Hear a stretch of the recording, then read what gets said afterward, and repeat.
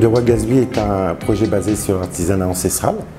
Déjà, je voulais vous remercier de me recevoir et de me donner la possibilité de pouvoir prendre la parole pour ce projet qui, pour moi, est un projet très important et qui me porte à cœur. C'est un projet qui est basé sur l'artisanat ancestral africain, qui permet bien sûr de pouvoir redorer le blason de l'Afrique, mais qui permet aussi de pouvoir transférer les savoir-faire de nos ancêtres à nos futurs artisans pour l'avenir et de pouvoir remettre sur la première marche mondiale l'Afrique au niveau de l'artisanat ancestral. Ce projet, bien sûr, sera basé avec deux structures. Une structure qui sera une école d'artisanat ancestral qui permettra de former les artisans africains, mais aussi de transférer et de pouvoir fusionner les savoir-faire entre chaque pays d'Afrique, qui permettra de pouvoir s'allier donc entre tous les pays d'Afrique pour apporter un nouvel artisanat avec une base ancestrale et de pouvoir l'exporter, exporter le savoir-faire dans le monde entier pour bien sûr présenter à tous les acteurs du monde notre savoir-faire, notre nouveau modèle économique et de pouvoir leur montrer qu'aujourd'hui, l'Afrique a pris en compte les besoins du peuple, mais aussi les besoins de chaque pays pour pouvoir répondre à leurs besoins et à leurs attentes, tout simplement. Ce projet permet d'apporter une pierre à l'édifice pour inverser la courbe du chômage. Donc aujourd'hui, ce n'est pas qu'un projet pour présenter l'artisanat. Ça englobe énormément de secteurs, énormément de domaines qui permettront de pouvoir faire une éclosion du développement africain dans tout son ensemble. Car aujourd'hui, un développement ne s'arrête pas que sur un sujet. Donc nous allons prendre ce sujet et nous allons le développer entièrement sur toutes ses coutures. Ça permet aussi de pouvoir réinsérer les jeunes sur le monde du travail, que ce soit des personnes qui sortent de prison, des personnes qui ne savent ni lire ni écrire, des personnes qui n'ont jamais été à l'école. Donc nous allons prendre tous les types de personnes, nous allons les inclure dans le centre de formation et après ils seront à côté de nos équipes pour leur apporter une employabilité, tout simplement, ou bien sûr aussi créer leurs propres entreprises. Car aujourd'hui, l'Afrique en elle-même, l'Afrique manque vraiment perpétuellement de création d'entreprises. On a très peu de personnes aujourd'hui qui se lancent sur le marché de l'entrepreneuriat et c'est ça qui cause aujourd'hui notre descente au niveau de l'économie et aussi au niveau de développement de notre continent. C'est pour ça qu'aujourd'hui, l'éclosion du projet, c'est vraiment sur tous les secteurs d'activité, quels qu'ils soient. L'Afrique, aujourd'hui, l'Afrique est diverse au niveau de ses richesses. On ne va pas se mentir. Toutes les richesses qu'on a en Afrique aujourd'hui sont exportées et exploitées par le monde entier. Pourquoi?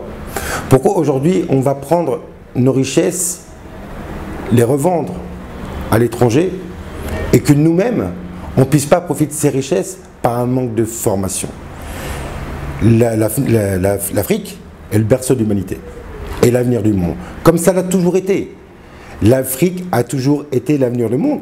Et de plus, l'Afrique est les racines du monde. Quand on regarde le premier etc. il est arrivé en Afrique, on se doit aujourd'hui de s'investir personnellement, professionnellement, financièrement dans le continent pour pouvoir exploiter ces richesses, mais le répartir au peuple africain. Aujourd'hui, on ne peut pas, moi aujourd'hui je ne peux pas voir tout ce qu'on a en Afrique et qu'on reste à attendre que les choses se passent. On ne peut pas. On doit s'investir. John Fitzgerald Kennedy a dit à l'époque, au lieu de se demander ce que le pays fait pour nous, il faut se dire, moi je fais quoi pour mon pays? Les Africains aujourd'hui, en général, sont vraiment motivés, ont vraiment l'envie de développer, mais n'ont pas cet espoir, ces connaissances pour développer ses propres richesses. Comment aujourd'hui l'Afrique peut avoir tant de richesses et qu'à côté ils n'ont rien, ils ne survivent pas? C'est parce que ça manque de formation pour pouvoir développer les jeunes, pour pouvoir exploiter nos richesses. L'Afrique est le berceau de l'humanité, c'est pour ça que j'ai choisi l'Afrique. Sans l'Afrique, le monde n'est rien. Pourquoi les gens vont en Afrique? Pourquoi les gens, quelle que soit l'Afrique, Maroc, pourquoi ils vont en Afrique? Parce qu'ils trouvent des choses qu'ils ne trouveront nulle part ailleurs. Je ne parle pas des marchés, par exemple, on va prendre Paris, Barbès. Ils vendent de l'artisanat africain. Pourquoi ils vendent là-bas? Pourquoi les gens achètent? Parce que c'est l'image de l'Afrique. C'est le sang de l'Afrique. C'est le savoir-faire de l'Afrique. Aujourd'hui, l'Afrique, l'artisanat, c'est dans le sang des Africains. C'est le nerf de la guerre de l'Afrique. C'est l'image de l'Afrique. C'est les richesses de l'Afrique.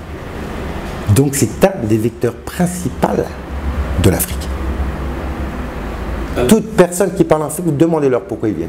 Vous-même, si demain vous partez en Afrique, où est-ce que vous allez aller en premier quand vous allez commencer à visiter? C'est les marchés artisanaux, automatiquement. Donc ça veut dire que l'être humain en lui-même est attiré par ce savoir-faire. Ils font de si belles choses, on le regarde. Quand on regarde, par exemple, je ne vais pas aller loin, vous prenez le musée de la mosquée Hassan II au Maroc. C'est la plus grande et la plus belle d'Afrique. Pourquoi? Pourquoi?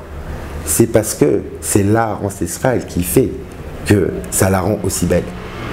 Mais avant de regarder l'art ancestral, il faut regarder les Africains. L'art ancestral est à l'image des Africains.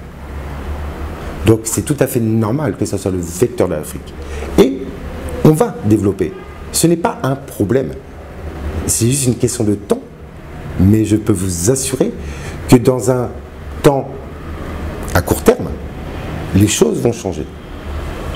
Et on va montrer que l'artisanat africain, c'est la renaissance de l'Afrique. Comme j'ai toujours dit, et je redirai parce que je resterai sur cette position, je ne bougerai pas ma position.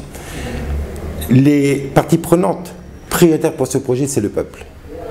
C'est le peuple aujourd'hui qui va permettre que ce projet soit bénéfique, économiquement, socialement, et d'autres points qu'on ne va pas, on n'est pas là pour ça. Mais en deuxième temps, il y a quand même le gouvernement. C'est-à-dire qu'il y a le peuple qui va permettre de développer ce projet, développer ce concept, parce que c'est un concept avant un projet, c'est un concept de développement.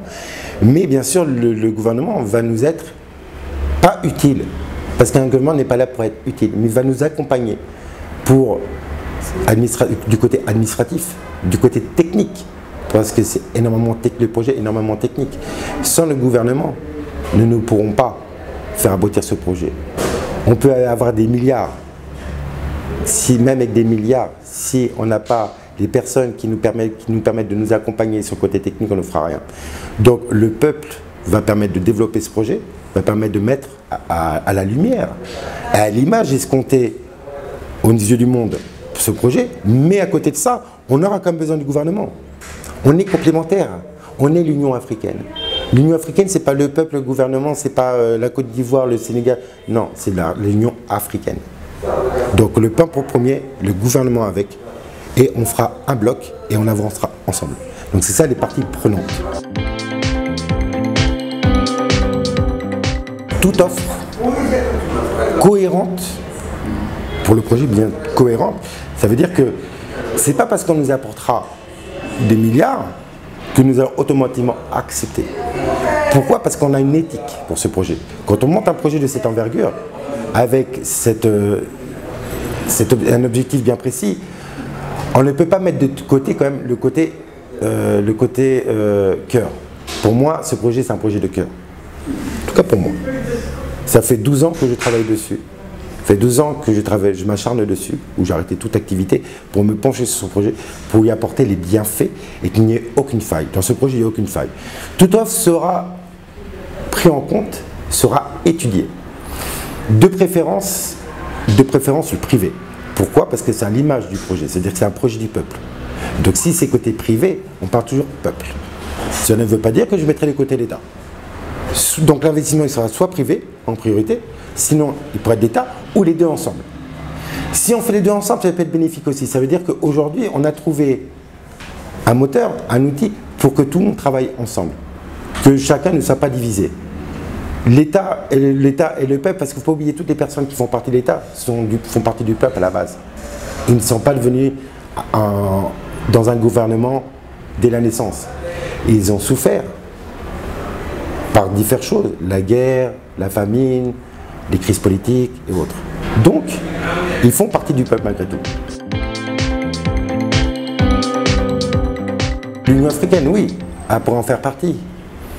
Simplement, quand on propose les choses à un organisme, quel qu'il soit, que l'organisme sait très bien comment ça se passe. On prend le téléphone, une fois, 2 fois, 10 fois, 15 fois, 20 fois, on envoie des mails, on demande des entretiens, on dit putain, un tel est intéressé, un tel est intéressé. Donc c'est pas qu'ils ne peuvent pas faire partie prenante du projet. Il faut qu'ils le veuillent. C'est une question de vouloir. Moi, mon vouloir est de les faire participer. Mon vouloir est de faire participer tout le monde. Mais si aujourd'hui, il y a des organismes qui sont faits pour ça et qu'ils ne prennent pas aussi un minimum de temps pour me prendre en ligne, ou m'envoyer un mail pour qu'on prenne rendez-vous, que voulez-vous que je fasse? Donc oui, l'Union africaine, l'UA, a une grande place, parce que ça les concerne en haut point. Mais est-ce que vous pensez que moi, arrive un moment, quand vous arrivez sans réponse, vous voulez continuer? Donc je suis mon chemin. J'ouvre les portes à tout le monde, c'est pour ça que je voulais aussi qu'on se voit, c'est pour ça que vous avez eu l'aimabilité de pouvoir, et la gentillesse de me donner cette opportunité pour pouvoir m'exprimer. Moi, aujourd'hui, les portes sont ouvertes. Je suis disponible 24 h sur 24, 7 jours sur 7, pour recevoir les propositions, recevoir les divers entretiens que je pourrais avoir avec l'UA ou d'autres acteurs, parce qu'aujourd'hui, tout le monde est acteur, vous, moi, la personne qui me filme en ce moment, d'autres personnes, le voisin, tout le monde est acteur. Mais il faut être réactif.